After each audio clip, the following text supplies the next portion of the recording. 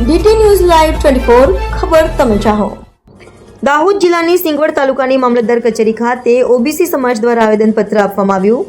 દાહોદ જિલ્લાને ટ્રાઇબલ જિલ્લા તરીકેની જાહેરાત કરેલ હોય એટલે સમગ્ર જિલ્લા રાજ્ય તેમજ રાષ્ટ્રીય સ્તરે જાતિગત જનગણના થાય। જિલ્લામાં ઓબીસી સમુદાય કેન્દ્ર અને રાજ્ય સરકાર દ્વારા આવેલી 27% અનામત મુજબ સરકારી ગ્રાન્ટો મળવી જોઈએ તે પણ પૂરતા પ્રમાણમાં મળતી નથી। હાલમાં યોજાનારી તાલુકા પંચાયત તથા જિલ્લા પંચાયત ચૂંટણીમાં પણ ઓબીસી સમુદાય સાથે અન્યાય થઈ રહ્યો છે। બેરોજગારી, સરકારી ભરતીમાં કોન્ટ્રાક્ટર, પબ્લિક સર્વિસ અને અન્ય ભરતીમાં ઓબીસી અનામત યોગ્ય રીતે લાગુ થઈ રહી નથી। શાળા કોલેજમાં પ્રવેશ અને સરકારી યોજનામાં 27% અનામત સુનિશ્ચિત નથી, જે ન્યાયની ગંભીર અવગણના દર્શાવી છે। Press reporter Kamlesh Bariya, Singvad.